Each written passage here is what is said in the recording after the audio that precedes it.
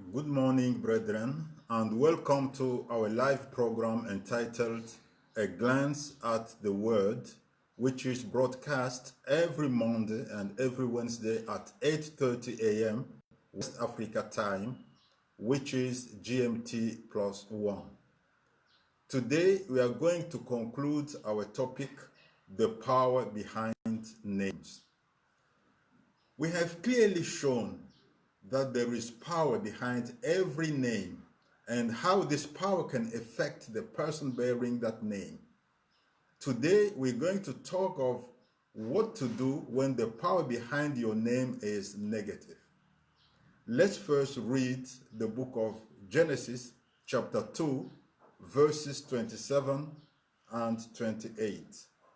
Genesis, chapter 2, verses 27 and 28.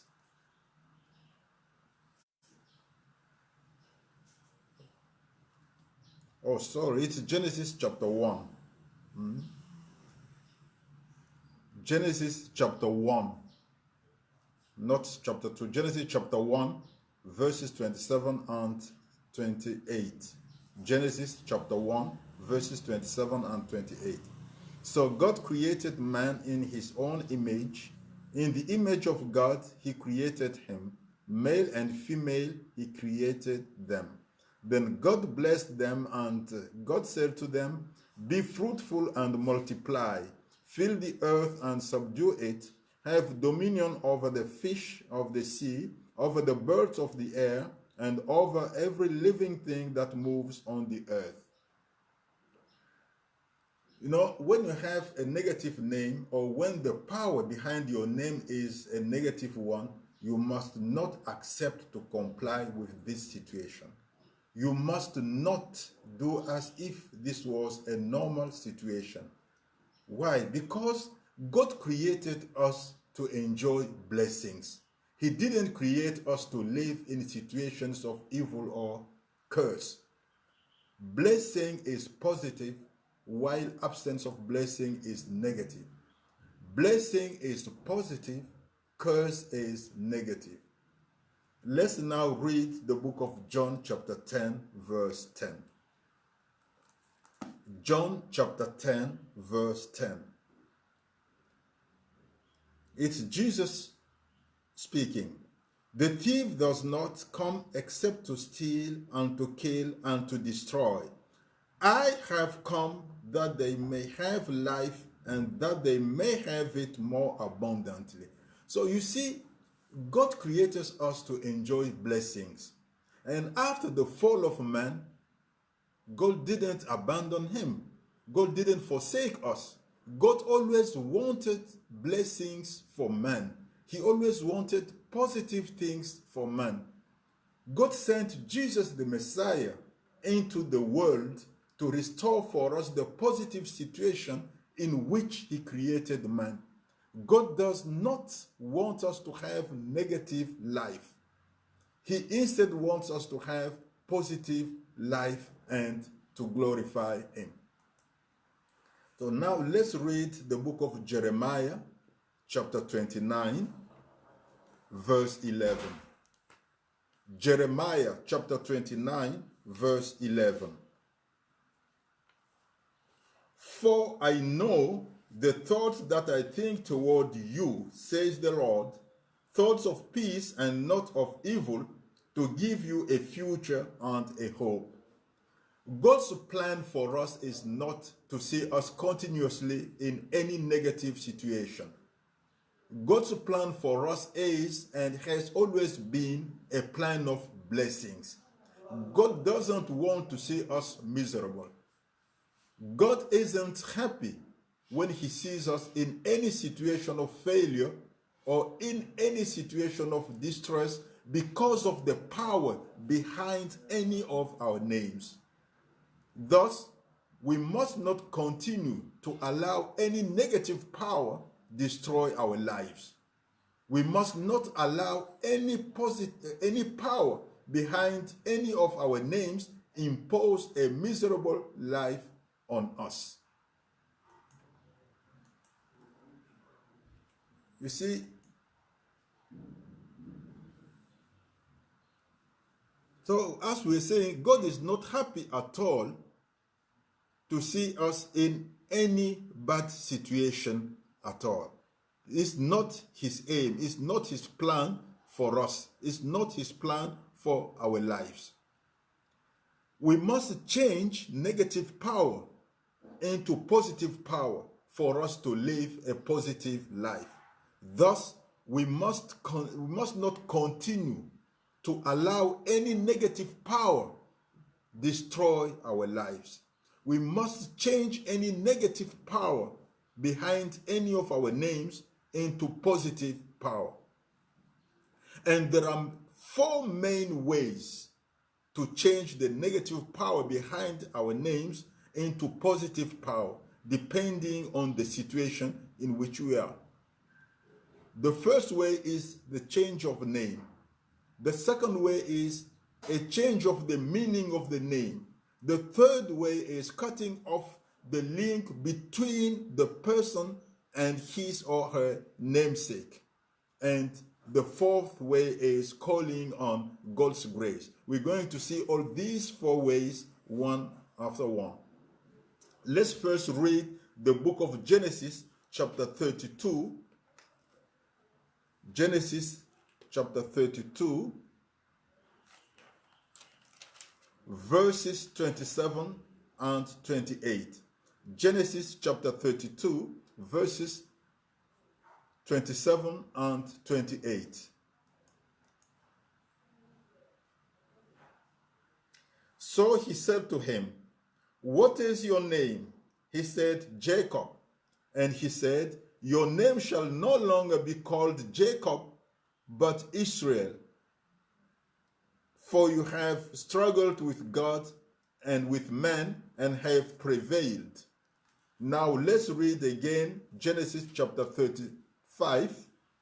Genesis chapter 35, verses 9 and 10. Then God appeared to Jacob again when he came from Padan Aram and blessed him. And God said to him, "Your name is Jacob. Your name is Jacob. Your name shall not be called Jacob anymore, but Israel shall be your name." So you see, when God says the same thing twice, this is a way for him to make us understand that what he has said is both confirmed and established. So God changed the name of Jacob into that of Israel. Jacob means supplanter, as we said. When you are a supplanter, you will certainly deceive others and end up being yourself deceived too.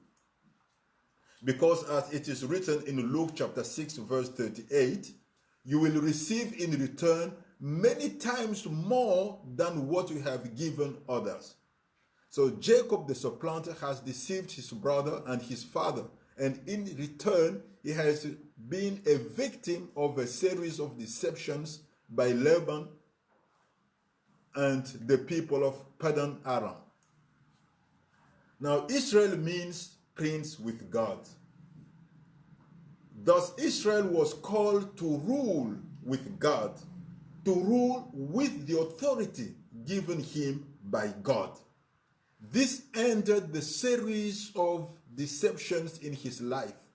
The change of name in the life of Jacob also changed the power behind his name. He was no longer uptrodden by anybody. He was no longer oppressed. He became a prince with all the attributes of a prince. The attributes of power, the attributes of rule, the attribute of wealth, and the attribute of authority. Since we have the right and the authority to give names, we have the right and the authority to change names too. A negative name, we can change it into a positive name in order to change the negative power behind our name into a positive power. Let's now read the book of Joshua, chapter 6. Joshua chapter 6 verse 26. Joshua chapter 6 verse 26. Then Joshua charged them at that time, saying, Cursed be the man before the Lord who rises up and builds the city Jericho. He shall lay its foundation with his firstborn, and with his youngest he shall set up its gates. Let's also read 1 Kings chapter 16 verse 34. 1 Kings chapter 16 verse 34. In his days, Hiram of Bethel built Jericho. He laid its foundation with Abiram his firstborn, and with his youngest son Segub he set up its gates, according to the word of the Lord, which he had spoken through Joshua the son of Nun. So you see, Joshua had pronounced a curse over Jericho. He has put a power of death behind the name of Jericho. That power of death was still in effect many centuries after Joshua's death. Thus, the real meaning of Jericho has become that of a death curse. Let's now read 2 Kings chapter 2. 2 Kings chapter 2, verses 19 to 22. Then the men of the city said to Elisha, Please notice, the situation of this city is pleasant, as my Lord sees, but the water is bad and the ground barren. And he said, Bring me a new bowl and put salt in it. So they brought it to him. Then he went out to the source of the water and cast in the salt there and said, Thus says the Lord, I have healed this water. From it there shall be no more death or barrenness. So the water remains healed to this day, according to the word of Elisha which he spoke. Elisha didn't change the name of the city. Jericho remained with its name Jericho. But Elisha changed the meaning of the name. From the meaning of the city causing death and barrenness, it became the city of life and fruitfulness. Elisha changed the meaning of the name Jericho. Joshua gave Jericho the meaning of city of death. Elisha gave Jericho the meaning of city of life. Joshua gave Jericho the meaning of a cursed city. Elisha gave it the meaning of a blessed city. You may not change your name, but you can change the meaning of your name. And remember, God will do as you have spoken in his hearing. Many people may have the same name with the same meaning, yet behave differently. This may be due to the power behind the names of the persons after whom they have been named. If the person after whom you have been was an evil person, you may end up doing evil things. To avoid reproducing the life of the person after whom you have been named, the best to do is to spiritually cut off all the ties between you and that person. And this may require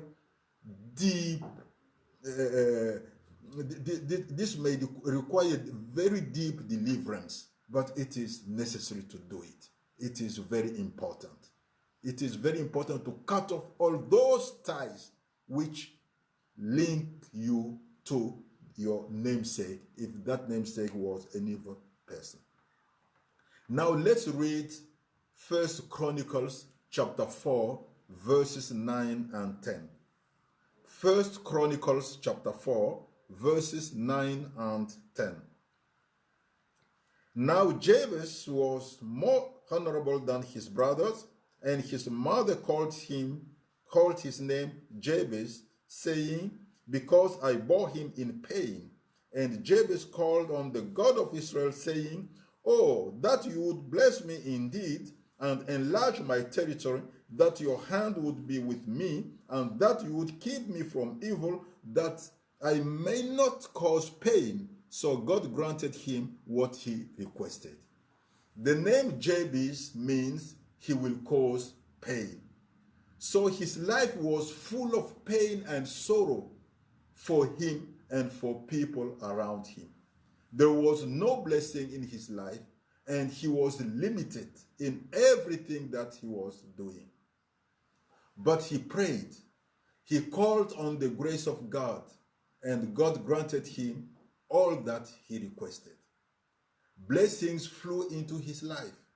He started succeeding in everything doing, and he caused no more pain either to himself nor to others.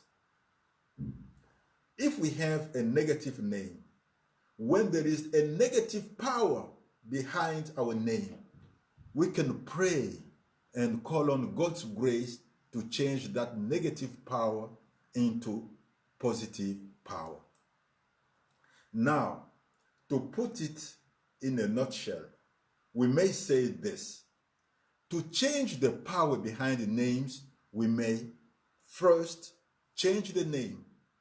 Secondly, change the meaning of the name.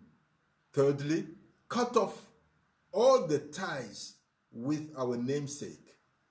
And fourthly, call on the grace of God.